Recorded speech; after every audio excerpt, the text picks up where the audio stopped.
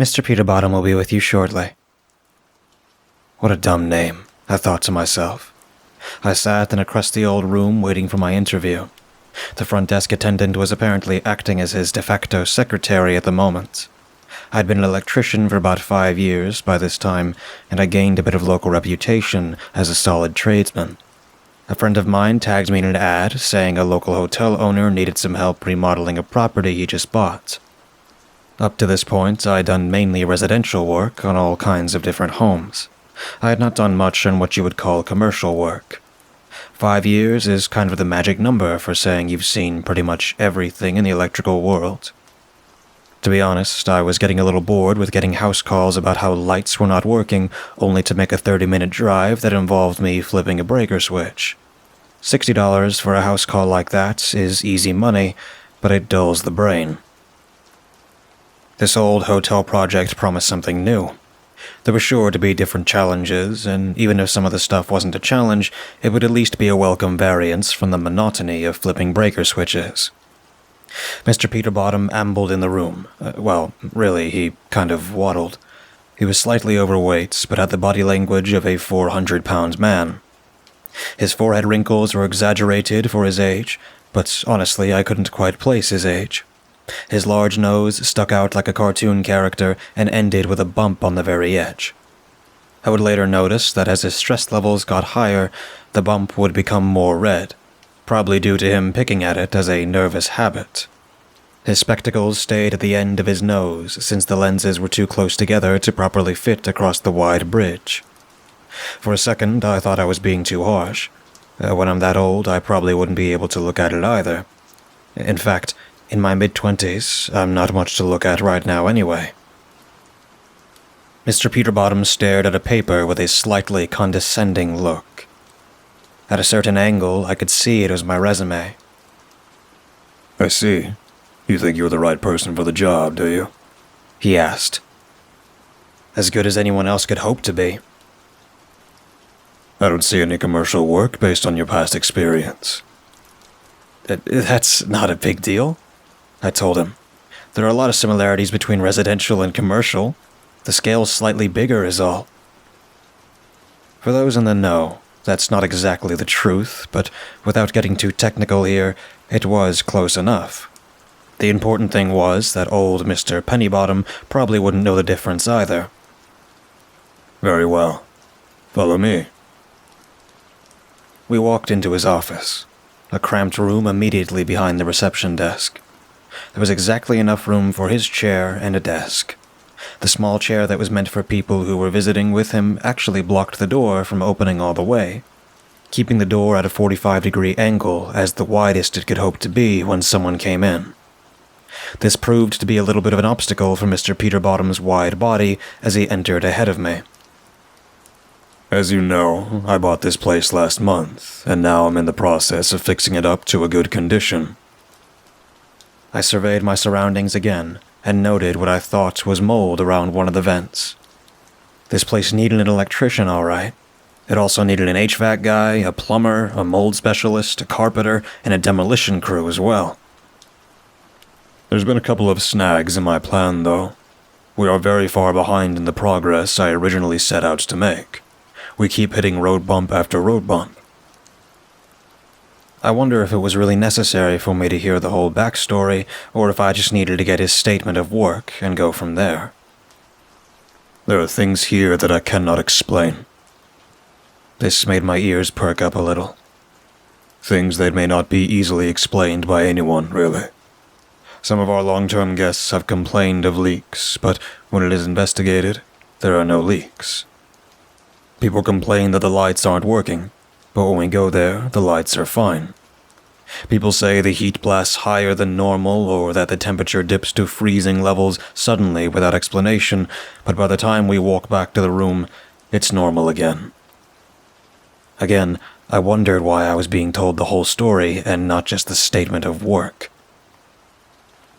I need someone with a little discretion.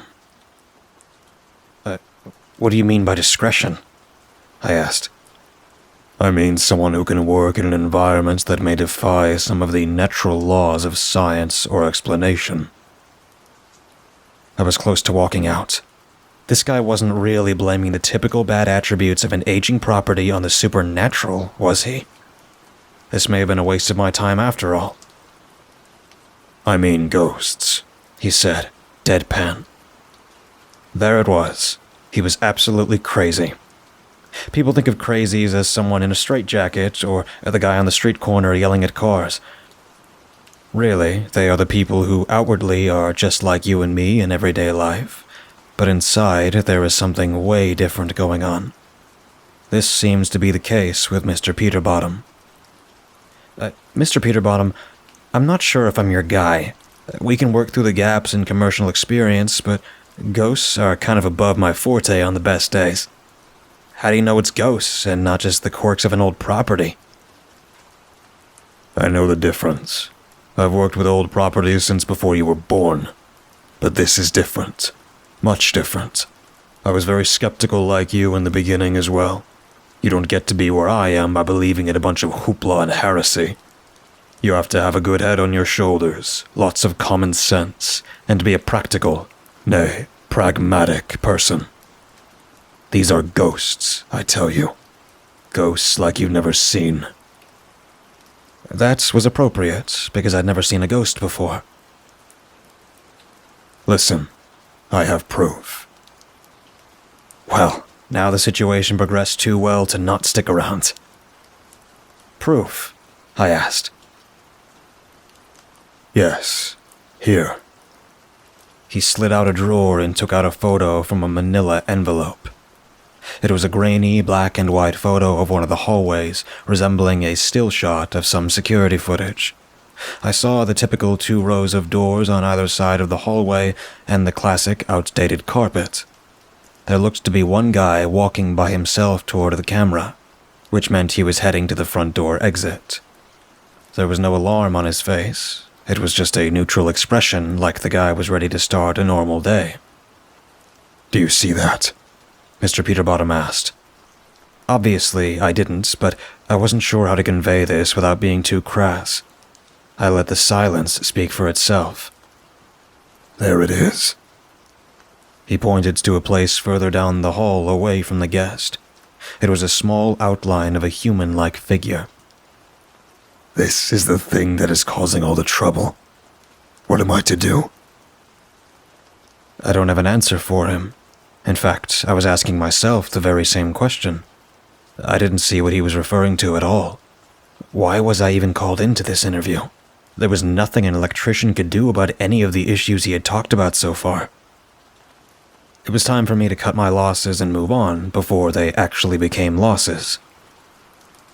Mr. Peterbottom, I appreciate you bringing me out here, but I don't think I'm the person you're looking for. I'm an electrician, not a ghost hunter. I work on making power flow through, and that's about it. I don't do anything with or about ghosts. I'm not even sure if I believe in them, honestly. If you need a little extra help on the electrical side, I'd be more than willing to come chip in, but right now it seems like you're still figuring something out. I can draw up a statement of work if you don't have one, or I can... He cut me off quickly. $40 an hour. He said it so calmly. That was about 50% more than what I usually make. I stared at him, waiting for the inevitable burst of laughter. There had to be a camera somewhere. This was a great prank. He and his business buddies probably played this on a lot of employees. $40 an hour, all the flexibility you want, and even a free room as a live-in handyman. This was a heck of a deal. Free rent sounded awesome to someone who was paying close to $1,000 for a 1-bedroom apartment. A hotel room was essentially the same thing, but free is sweeter, especially when you consider the pay bump that might come with it. Mr. Peterbottom, I started. The only thing I ask is discretion. No one can know the true reason why these things are happening. Not one. We are working on getting the ghost, but until then I need this business to stand on its own 2 feet. I thought about going public with this info, but I'm afraid it would cause too much attention. Any increased business from want-to-be ghost hunters will be offset by the loss of all the regular customers. It's not good for any of us. I sat there, trying to digest all this new information. There was quite a lot going on. At the very least, I thought this was an old man who was losing his grip on reality. Maybe it was old age. Maybe it was all the mold in the vents. Maybe it was something else entirely. Either way, $40 an hour was kind of hard to turn down for a job that I would probably be able to coast through. If numerous previous electricians had tried and failed, I'm sure I could take my time with everything and blame any setbacks on the ghost. "Okay," I said. "Let's do this." "Wonderful," he said. This was the most chipper I've seen him so far. He went right into all the details of the job. Hours, scope of work, everything. All the boring stuff. My room number would be 631, one of the furthest away on the top floor. You couldn't find a less convenient walking distance for a room, but it was free, so I had little room to complain. I packed my bags and left my little one-bedroom apartment for the one-room suite in the hotel. It had everything I needed. A fridge, microwave, dishes, sink, bathroom, closet, couch. It even had a kitchen table squeezed in, which I didn't have in my old apartment. It didn't take long to unpack and settle in since I didn't have a lot in the first place. That first night, the place was freezing. I thought again about how this place needed a lot of different professionals to help turn this place around. I wasn't always the smartest one money-wise, but I wondered, at what point do businessmen decide this just isn't worth the trouble and abandon projects? This guy must be really loaded or just dumb. The dividing lines were not always mutually exclusive. I crashed on the couch and watched some of the free cable television that places like this are so proud of that they think it's good enough to highlight right next to the no vacancy sign. 2:55 a.m. I woke up absolutely freezing. The light from the outside street lamps were casting a dull golden tint through the blinds. From that, I could see my breath as clear as if I were walking around outside during a snowy day. I got up and went to the thermostat. It said 49 degrees. This had to be criminal. I checked in with the front desk, and they said they'd already gotten several complaints from that side of the building, and only that side of the building. Then the front desk attendant sneered. "Isn't this your job? Shouldn't you, be doing something about this?" It was a little too late, or too early depending on how you look at it, to argue that an electrician is not an HVAC technician. I curtly denied the responsibility as out of my scope and started walking back towards my room. My eyes were half matted down with sleep as I slogged through the hallways, but just in front of me was someone walking. They were matching my stride, cadence, and everything. It stopped for a second. My mind only half registered how weird it was, but when I stopped, they stopped too. They didn't make any movements to look for their room key or search the pockets or look at their phone. They just stood there, their back to me, not moving, slightly hunched over like I was in my sleepy state. My head tilted sideways just a little bit, like a dog when it's confused. The person in front of me did the same. My eyebrows raised with suspicion and my heart started to pick up a little. There was no way this guy could see me. There was no reflection from the glass, any mirrors, or any of that sort, for him to be able to see and mimic me. What the hell? Am I going crazy? I thought to myself. I turned around to look down the other part of the hallway behind to see if this was some kind of a joke on the new guy from the staff. It was empty all the way down. I turned back around, and the guy who was standing there just a moment ago was nowhere to be found. I didn't hear any doors closing, elevators ringing, or even footsteps fading. I decided right there the best thing to do was to get to my room ASAP so I could get a good night's sleep and stop hallucinating. Morning came like a bolt of lightning. I woke up definitely not feeling refreshed or well-rested. But the day was starting soon, and I wanted to make a good impression for the first day on the job. Walking out of the bedroom into the living room/kitchen portion of the room, I dug around for some of the food I had brought from my last apartment. I scrounged up some waffles and coffee and turned toward the small table to sit down. I had to stop for a second. There on the table was a piece of paper with neat, cursive handwriting. That definitely wasn't there yesterday evening or even in the middle of the night when I went to the front desk. Did Mr. Peterbottom sneak into my room? Or maybe it was the front desk playing with me last night. Either way, I didn't like it. I sat down to see what it said nonetheless. The note read, "Hello. It's been so long since I've had a friend come and visit. Welcome to the hotel by the springs. More specifically, welcome to my room. I'm willing to share this space and the wider building, but there are some ground rules you must follow. I'll do my part as you do yours as well. Please take this seriously. As a fellow professional in our line of work, you know how serious it can be if someone doesn't follow the rules. I won't waste any more of your time since we have a mutual understanding. Here they are. 1. The electrical closet is only available from 7 a.m. to 10 p.m. All other times it will be my personal space and mine alone. I don't handle it well when people go into my personal space without my permission. You will know when you have it. 2. Thermostats are meant to be low at night and high in the daytime. I like the cold. It reminds me of home.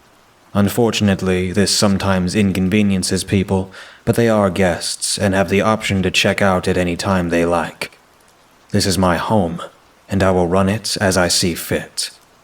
Do not attempt to turn the heat up high at night. It's very rude. 3. Playing games is good for the heart." The note ended there. I didn't know whether to chuckle, be mad about the lack of invasion of privacy, or what. One thing was for sure. I would be using the deadbolt at the top of the door to stop anyone from using a key to get unauthorized access to this room. Although this wouldn't be able to solve the issue of being able to secure the room when I wasn't inside. I would just have to deal with that as it came up. For now, I needed to directly address this note. I took it downstairs to the front desk. It was a different person this time. In the wee hours of the morning, it was a sarcastic college student who could probably care less about keeping the job. Now, in the more reasonable morning hours, it was a bright-eyed and bushy-tailed young woman whose eyes radiated the kind of energy you never understood people having first thing in the morning. "Hi," she exclaimed as I approached. Hi," I said, slightly off-put by the energetic greeting. "You're the new guy, aren't you? Wow, it's so great to meet you. We need someone around here like you really badly." She sounded like she was about to go into a whole thing when I stopped her. "You guys like practical jokes here, huh?" She looked at me, confused. "What do you mean?" "I mean, the guy last night in the hallway, and then the note this morning. How'd you even get into my room?" "I don't know what you're talking about." She was slowly becoming deflated. There was honesty in her answer. I figured I might be going for the wrong person and didn't want to instantly start making enemies by coming off too harsh, especially to someone who may not even be involved in the pranks. "Is Mr. Peterbottom around?" I asked. "Oh, no. He usually only drops in once a week. He has other properties and places to be. This is only one of his many." Her smile slightly faded. I could tell that might be a point of contention for the staff for a whole bunch of different reasons. "Who is the hotel manager?" A blank look ensued. The conversation seemed to be derailing quickly. "We're actually in between managers right now. Many of us know our jobs pretty well and just seem to click overall, so there isn't too much of a hierarchy. When guests call into the front office, I contact the appropriate person for the problem, and they handle it." "Who do I answer to?" She looked affronted by the question. She just explained the process here and the lack of hierarchy, and here I was, asking for the hierarchy. No one, really. You just kind of do what needs to be done." This sounded like a setup. There was definitely a lot less direction here than I thought there would be. As someone who did a little better with more structure, This was not ideal for several reasons. I had asked for this job, though, and gotten everything I wanted so far, so I guess it was expected to have a little give and take. If it was too easy, someone would have jumped on it a lot sooner. That led me to my next question. Say, what happened to the last electrician? I'm not really sure. He just kind of stopped showing up one day. He was getting a little crazy near the end, anyway, always walking the hallways at weird hours, talking to himself in front of guests in not the most guest-friendly ways. A few other things. He got shocked badly one time and was hospitalized for a short time. Some of us thought that he may have had some mental issues as a result of that, but we never knew for sure. Then he just stopped coming down. Coming down? Yeah, he never checked out, resigned, formally quit, or anything like that. When we went to check on him, all his stuff was still there. We never saw him leave the hotel or his hotel room, but he was gone. Never called, wrote, emailed, or anything. I laughed in my head. This was the ghost Mr. Peterbottom must have referred to. I've heard of similar things. A Target employee gets the boots and lives in the store for years after being fired as a way of getting back at them.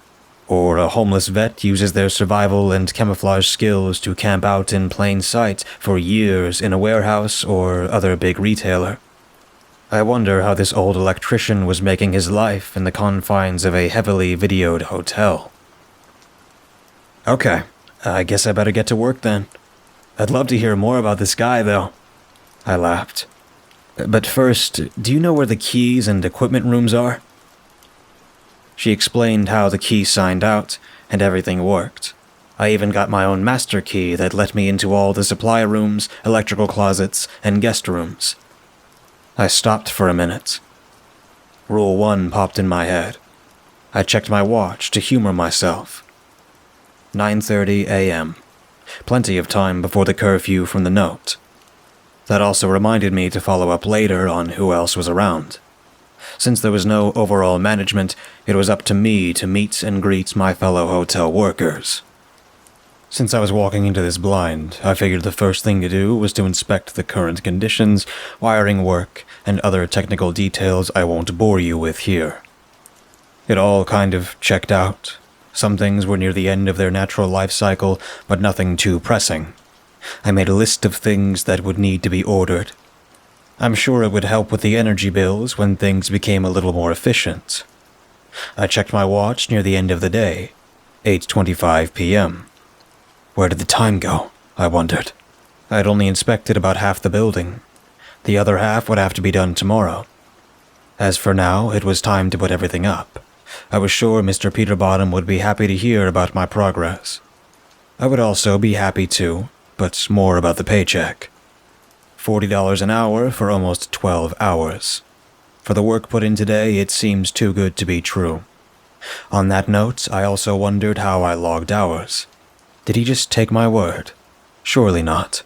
Did I just miss out on a whole day's wage by not documenting properly? I wouldn't let that happen. All this was going through my head so fast I walked right past the equipment room and had to double back. When I turned around, there he was again. His back was to me, just like last time. I scanned around a lot more quickly. No reflective surfaces or any way he could see me. This must be an elaborate prank with an earpiece and others watching me on the cameras.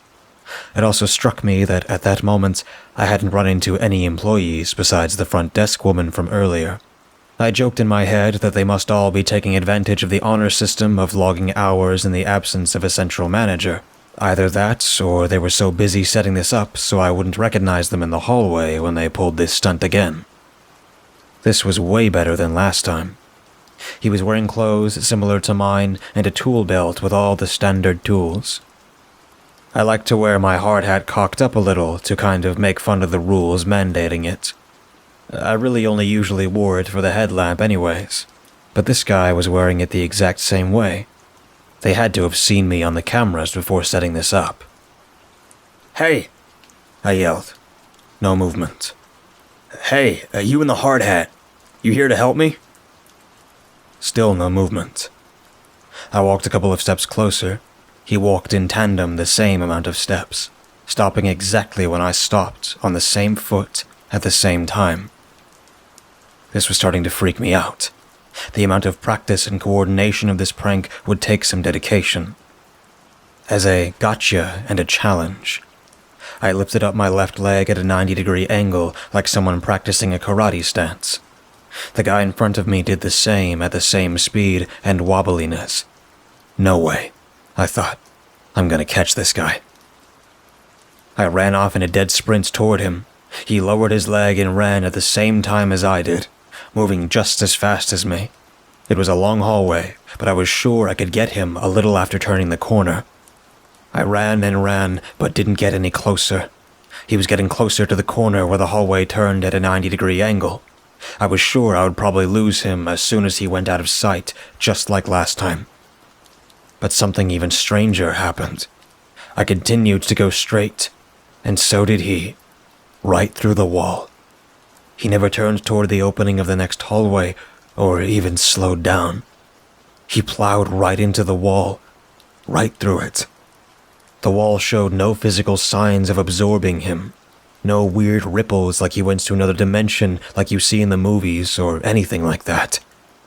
He was just gone. After seeing that, my heart went from racing as a result of the sprint to going to a dead stillness. I was so shocked, I literally passed out. I woke up to two people shaking me and trying to talk to me. I woke up clearly dazed.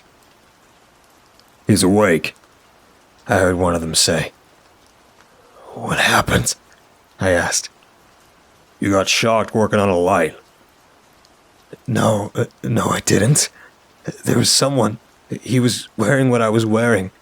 I went after him, and he went through the wall. No, my friend. Your tools and everything are right here.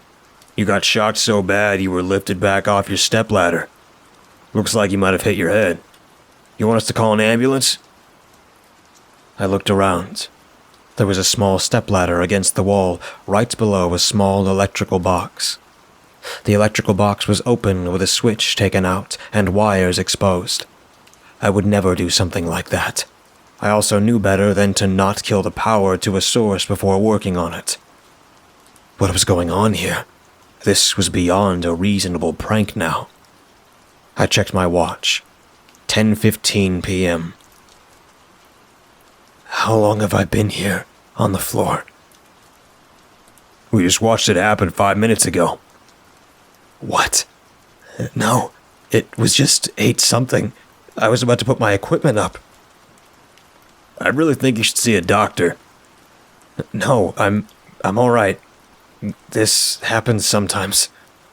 That seems like more of a reason to go to the doctor, one of the guys said. I couldn't argue with the logic, but I would resist anyway. Eventually, they relented. I closed the electrical box and locked it. They seemed placated enough to leave me alone after that and walked toward their rooms. When I heard the heavy hotel room door slam around the corner, I made my way back to the equipment room. My hand hesitated at the door. 1. The electrical closet is only available from 7 a.m. to 10 p.m. All other times, it will be my personal space, and mine alone. I don't handle it well when people go into my personal space without my permission. You will know when you have it. The equipment room also doubled as an electrical closet for this floor. Should I go somewhere else? Maybe keep it in my room for the night. No one else would need those specific tools before the morning, and then I would be using them all day again tomorrow. No, that's silly. I battled in my head. I can't be scared off by some dumb prank. I opened the door confidently, yet sure someone would yell out how I broke the rules. Nothing happened. No crazy ghost running through the walls, no alarms or buzzes. Nothing. I found a slight humor in how I worked myself up right before opening the door. It was all in my mind. There's nothing to fear. I put everything in its place with a renewed confidence and headed out back to my room, semi-expecting another wild tangent en route. Once again, nothing. Tomorrow was a long day, so I hurried through my night routine and went to bed. 2:55 a.m. The cold was bone-shattering. I looked at the thermostat. 36 degrees. This made zero sense. It wasn't even that cold outside. Someone was doing this on purpose. I checked the deadbolt on the top of the door again to make sure no one snuck in somehow. It was still in place.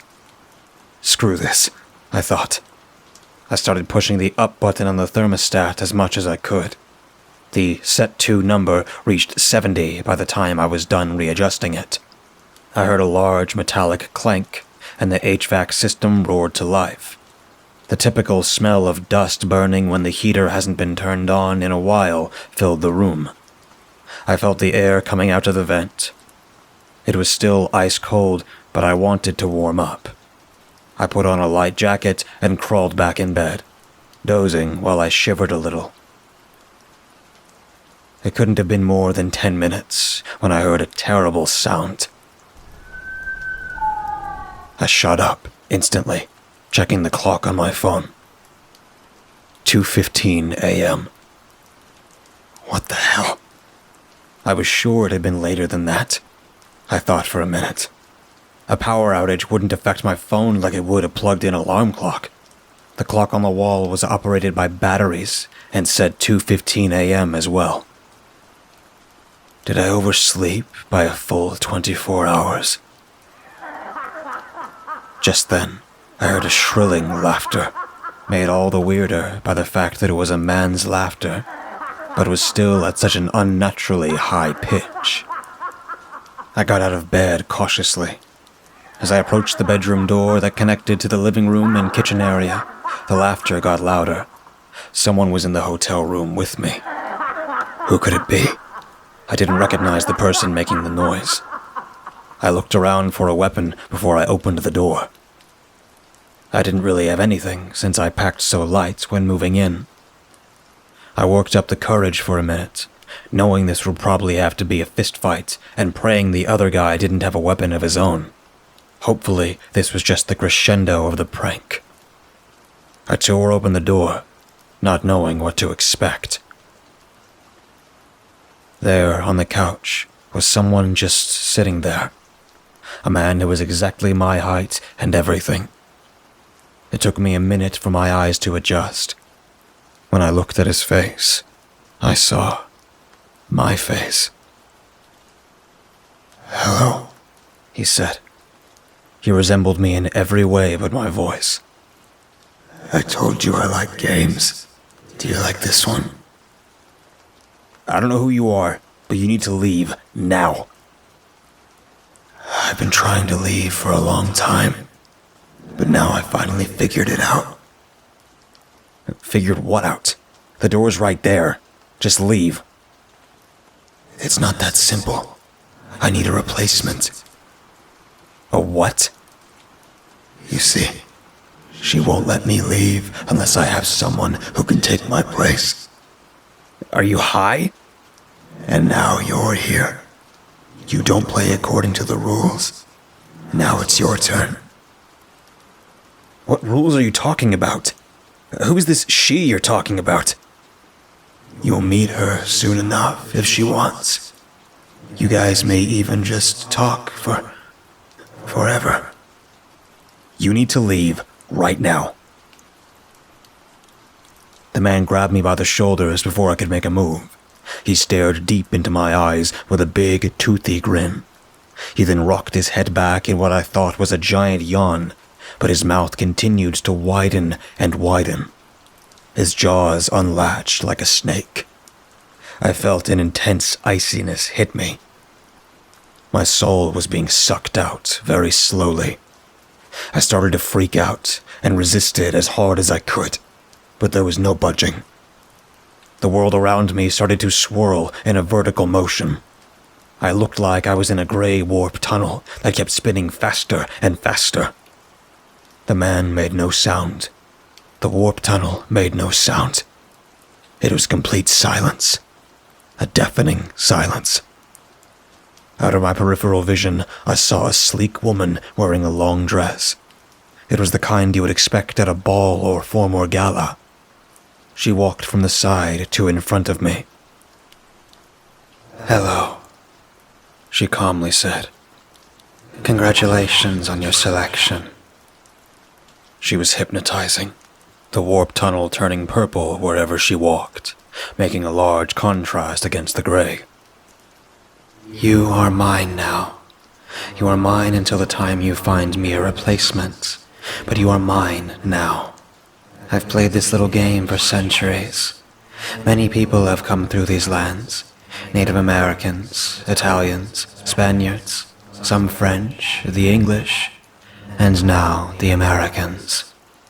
When the Americans are gone and the next crop comes, I will still be here, playing my game, and you may be here with me as well. I collect souls like yours for fun. They never take the game seriously and always fail. The technology changes, the buildings and people change. Over time, the language changes. But the basic premise is always the same. I am merciful, so I will allow you to set your own rules. But here are my rules.